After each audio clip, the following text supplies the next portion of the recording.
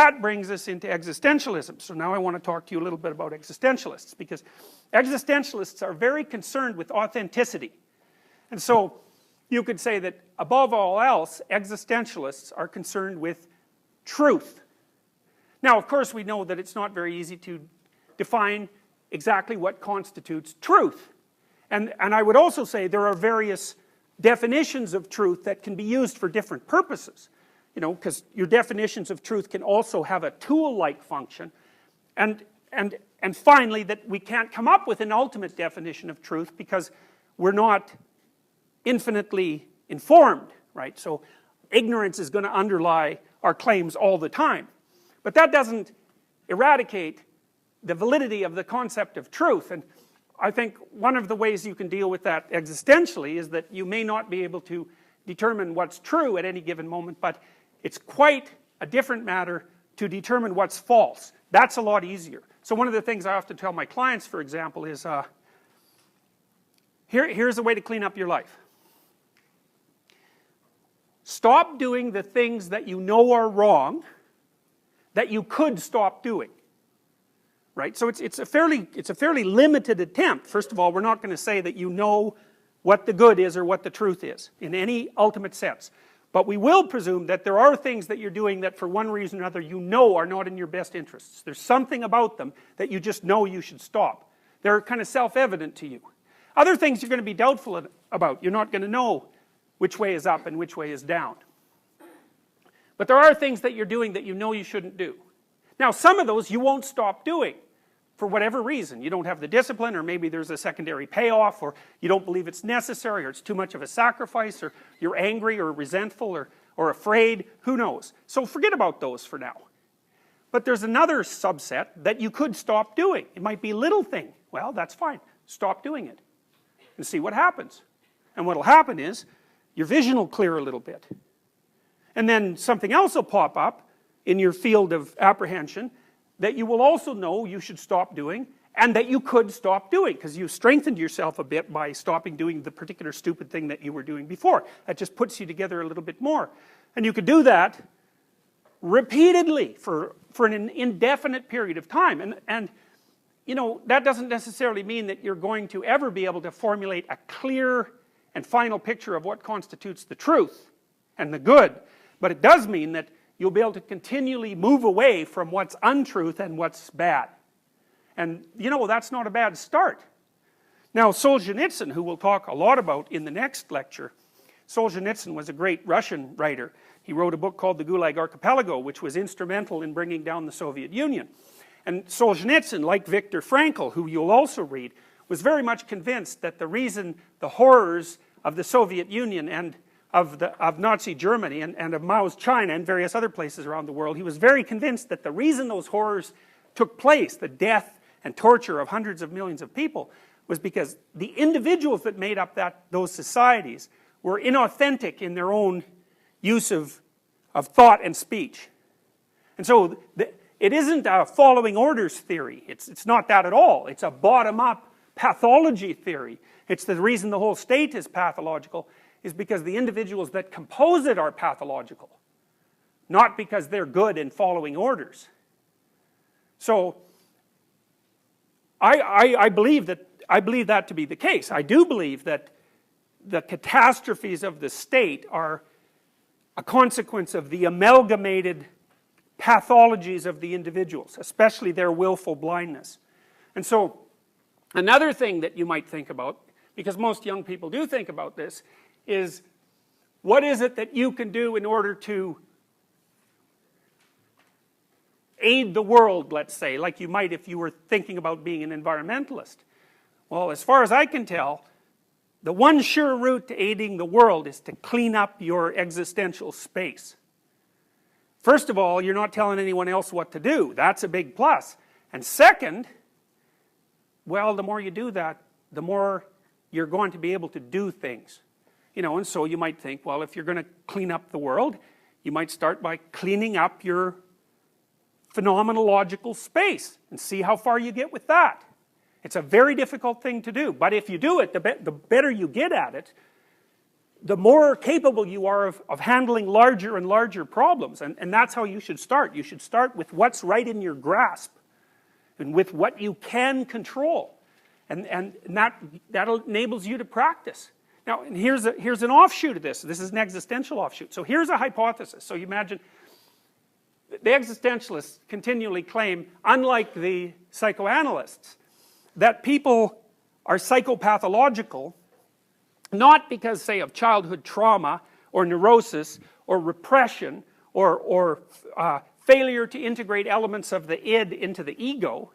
The existentialists claim that the reason that people are psychopathological is because the conditions of existence are so tragic that it's inevitable that people become psychopathological.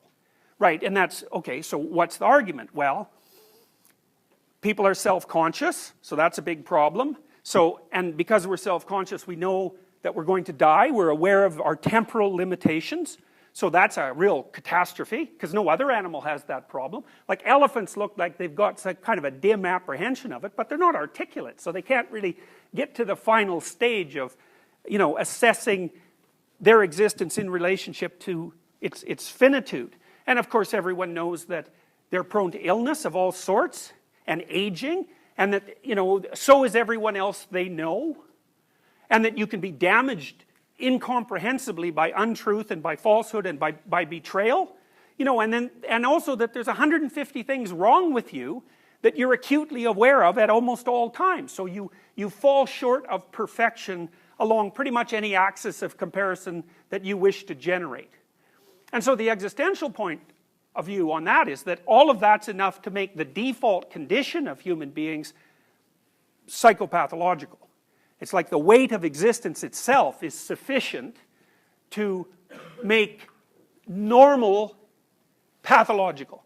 And it's a very powerful argument, because one of the things you might ask, and it's certainly something I've asked when I've dealt with people who have agoraphobia, for example, who are afraid to go out. You know, they're afraid to go out because they might have a heart attack, and then they'll be too far away from the hospital, and then they'll die while they make fools of themselves. That's basically the agoraphobic sphere. So it's biological mortality plus social exposure, right? It's bad enough to die, but if you die in public while everyone's looking at you, then, you know, you get the worst of both worlds. And it is, to me, it's not such a mystery that people are agoraphobic. It's a mystery that other people aren't. You know, and from the existential point of view, the mystery starts to become the ubiquity of normality, given the intolerable conditions of existence. It's a much more powerful viewpoint, and I think it's correct too, because there's no reason to assume that the default condition of mankind is like calm, rational acceptance of fate. It's like you have to have very, very specific conditions that you're in before you're calm and you know, feeling comfortable and sort of hopeful about the future. It's like that's a rare state to achieve. We can assume that's normal, at least to some degree in our society, because it's unbelievably technologically sophisticated, and we're not hungry that often, we're not cold that often, or, you know, or even sick that often. But to think of that as the norm, it's like, no, definitely not. It's a miracle that it's ever like that. Now, the other claim the existentialists make, fundamentally, is something like this. Is like, well, if the fundamental conditions of existence are tragic, at minimum, because there's worse, there's evil too, which is different than tragedy. Because evil is sort of like unnecessary tragedy. You know, because there's earthquakes, say, and, you know, who are you going to blame about that? But then there's you going to school, and, you know, there's 4 people who've got it out for you, and all they do is pound you flat every time you enter the building, or make fun of you and, you know, try to torture you to death. That's not tragedy. It's not your accidental subjugation to fate. It's some horror show perpetrated on you by people whose only goal is to make sure that there's more suffering in the world rather than less. So you also have to put up with that. But we'll leave that aside for the time being. You're stuck in your pathology because the conditions of existence are intolerable to a self-conscious being. We'll say that. So then you might ask, well, what could you do about that? Well, here's one potential answer. And that answer is, see what happens if you stop doing things you know to be inadequate and wrong. So the hypothesis is every time you engage in an activity like that, you weaken yourself.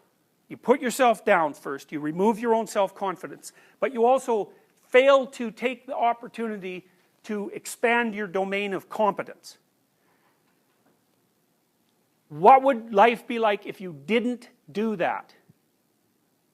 And the existential claim is, it's a weak claim in some ways. The claim is, well, there's two. One is, if you don't do that, if you don't try to fix the things that you could fix, things will go from bad to worse for your life, and that will spread out, and it will take everyone else's life along with it. So that's on the negative end.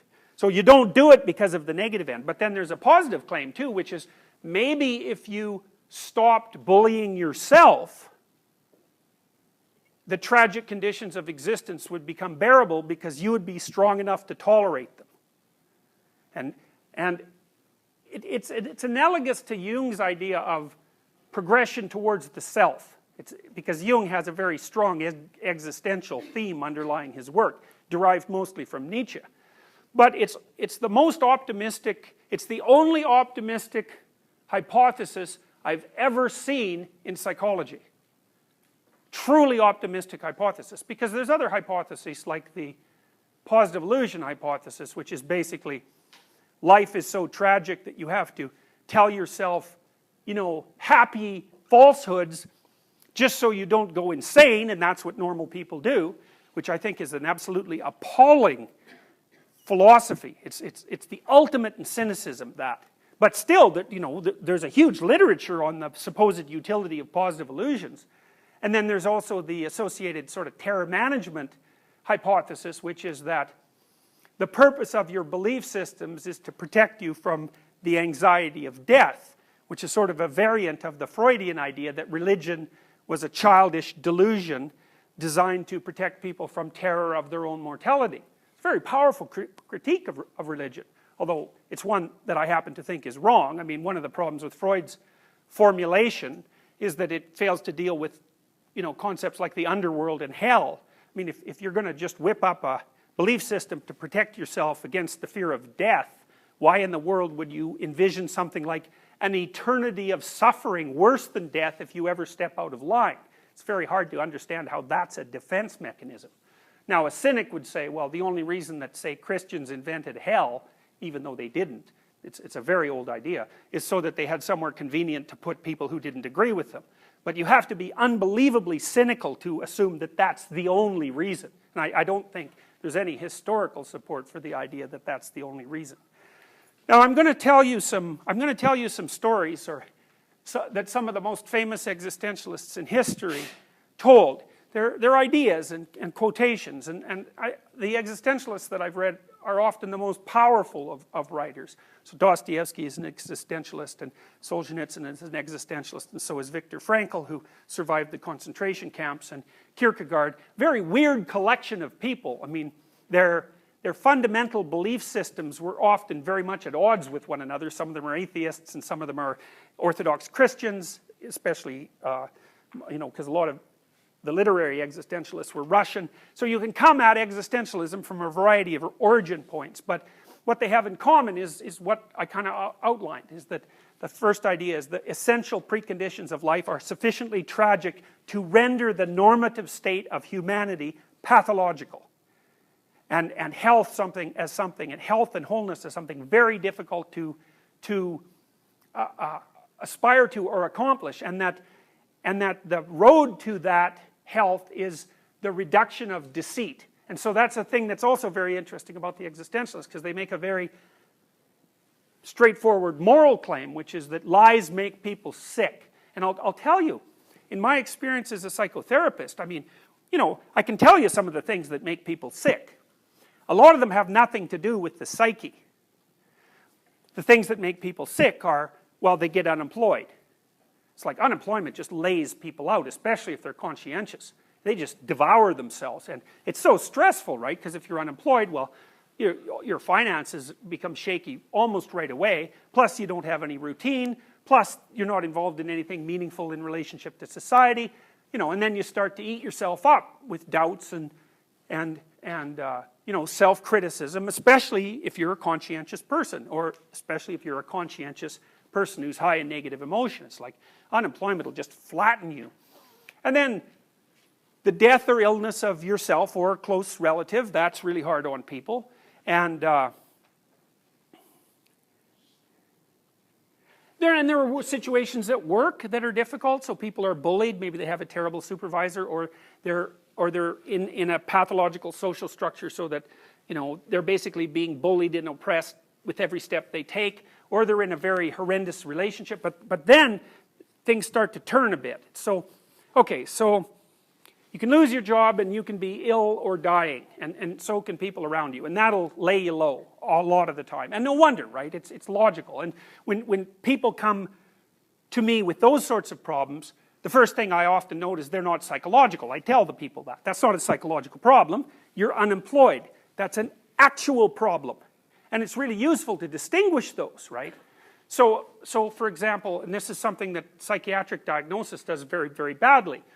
If someone comes to me and they're depressed, so they're not sleeping properly, they feel terrible in the morning, you know, they don't have a lot of energy, they're having a hard time experiencing any positive emotion, it's difficult for them to move, and they have a lot of negative thoughts about the past and the present and the future. I do an analysis of their life first to say, well, you know, do you have a job that's, you know, all right, that at least isn't horrifying? You know, is it okay for you to go to work in the morning? Do you have an intimate relationship that's basically functional? Do you have some friends? You know, are your relationships with your family members okay? Are you reasonably healthy apart from the depression? And do you have useful and interesting things to do that aren't related to your career? And if the person says yes to all of those and they're still feeling terrible, then I think, okay, this person is depressed, right? Because they don't have a problem, they're just depressed. And in my experience, those are the people who respond quite well to antidepressants. You know, because their nervous system isn't calibrating its analysis of their situation to the reality of the situation. It's as if their lower status, according to their status comparator, which is a very primordial thing, since even lobsters have it, so their status comparator isn't paying attention to their actual status. And maybe that's because they're, you know, temperamentally high in negative emotion, or maybe it's because they had been traumatized earlier in their life, and so they're much more sensitive to any signs of failure. It's easier to knock them down. But then you have the other people who are, well, they don't have a job, and they never have, and maybe they're 30 or 35, no real stable employment history, no real educational history, it's pretty patchy, one or more illnesses, and then family members who are just out for their absolute destruction. Like, families can be unbelievably pathological, so they're enmeshed in a familial situation where, for one reason or another, as soon as they get up off the ground a little bit, someone knocks them back down. And then maybe they have a drug or alcohol problem to go along with that, or they have a relationship with someone who has a drug and alcohol problem or a mental illness. And sometimes you see people who have like all 5 of those things going on at the same time. It's like, that's not precisely mental illness. Now, a lot of that's associated with deceit. You know, they're entangled in relationships and in relationships with themselves that are pathologically untrue. So I've seen people, for example, who are in families where probably nothing they were ever told was true. Like, it was never just true. It was always twisted and bent in some way by whoever was talking to them for the purposes of that person. Power or domination or positive illusion or delusion or something. Like, all the communication within the family was motivated. And so, it's so awful to grow up in an environment like that, because you can't get a grip on what's real. And then, you know, it can get worse than that, in that the person will tell you that they love you and they'll act all sweet, but every time you do anything that's even vaguely productive and useful, they'll just criticize you to death. And all the while telling you that they love you. It's really horrible. And that's all tangled up with deception and lies. And it's a weird thing, because if you look at the Freudian hypotheses, you'll notice that Freud attributed an awful lot of psychopathology to repression, right? But I think the distinction between repression and self-deception or deceit is very permeable. It's like, what's the difference between repressing something and lying to yourself about it? Well, Freud would say often that repression occurs unconsciously, but I really wonder about that. I think that what happens is that something happened, or you did something that you don't like, and it's bothering you, and you could think it through, but you just decide not to. You just don't think it through, so it's left vague and uncertain, and it's fairly emotionally salient, but you just refuse to think it through, and you practice doing that until you've built up a habit of not thinking that through, and then you forget that you've built up the habit, and then it's like it's being repressed unconsciously. But I think that or at least you knew when you first did it. And so, when you meet people who are acting in a twisted and peculiar way, and you ask yourself, they're very manipulative, say, you ask yourself, well, do they know what they're doing? The answer to that could be, well, no. But another answer could be, yeah, but they knew once. They knew when they made the decision to start acting like that, but after they did it 100 times or so, and made it into an automatic routine, well, then they forgot its origin, and now it runs autonomously. And so now they don't know, but they did know. And so, this is the sort of point, and this is the real point of the existentialists, where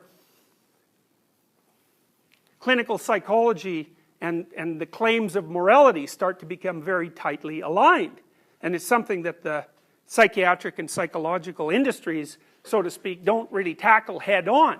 My experience has been that in these situations, for example, where the person has 5 terrible things going on in their life, that there's just deception twisted in and strewn in all of that. People are betraying each other, there's no fidelity in the relationships, there's no clear and genuine communication, everything's manipulation, no one admits to what they're really up to. There's a lot of false and saccharine love, which has absolutely nothing to do with love. It's all for appearance. And you cannot be healthy in a situation like that. I don't think, in my experience, apart from terrible luck, because, you can get cancer, diabetes, or any number of awful things. In my experience, apart from the tragedies of life, there is nothing that hurts people more than deception. Lies do people in. And that's an existentialist claim. The claim is, first, well, life is basically unbearable. That's an existential claim. And then there's the hope that with sufficient caution and attention and clarity of thought and speech, you can master it. You can master it to the point where you could even accept the fact that it's tragic. But if you multiply its tragedy with the use of deceit, it's like, forget it. Because, it's one thing to be hurt. Maybe you break your leg. That's one thing. It's another thing to be attacked by 2 or 3 people who break your leg and do everything they can to demean you at the same time. It's like, lots of people break their leg and they're not traumatized. It's very few people who can go through the latter experience without being, seriously and permanently damaged.